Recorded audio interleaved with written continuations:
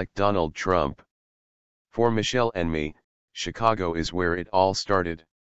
It's the city that showed us the power and fundamental goodness of the American people, President Obama had said in a Facebook post previewing his remarks, adding, "I'm returning to where it all began to offer my most grateful farewell to the American people. I hope you'll join me. I want to thank you for everything you've done." Following are the highlights of President Barack Obama's final speech. You can tell that I'm laid back because nobody's following instructions. Michelle and I are so touched by all the good wishes we received over the last few days. Every day, I have learned from you. You made me a better president, and you made me a better man. I learned that change only happens when ordinary people get involved, get engaged, and come together to demand it. A great gift our founders gave us. The freedom to chase our individual dreams through our sweat, toil, and imagination. For 240 years, our nation's call to citizenship has given work and purpose to each new generation. The long sweep of America has been defined by forward motion, a constant widening of our founding creed to embrace all. It's up to all of us to make sure our government can help us meet the many challenges we still face. Our youth and drive, our diversity and openness, our boundless capacity for risk and reinvention mean that the future should be ours. Our democracy won't work without a sense that everyone has economic opportunity. Last year, incomes rose for all races, all age groups, for men and for women. Going forward, we must uphold laws against discrimination, in hiring, in housing, in education and the criminal justice system.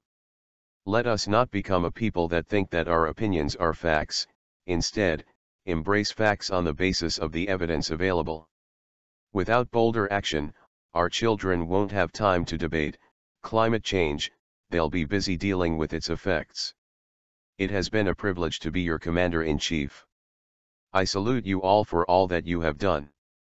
The global coalition we're leading against ISIL has taken out their leaders, and taken away about half their territory. America is a nation of great values.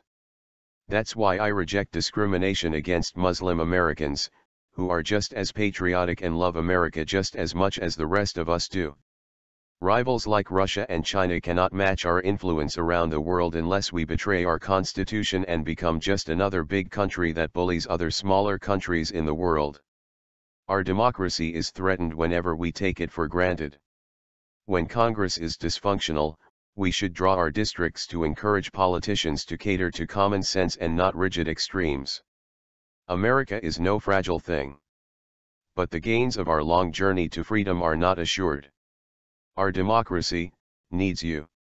Not just when there's an election, but over the full span of a lifetime.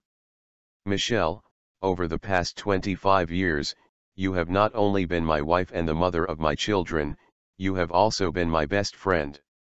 A new generation sets its sights higher because it has you as a role model.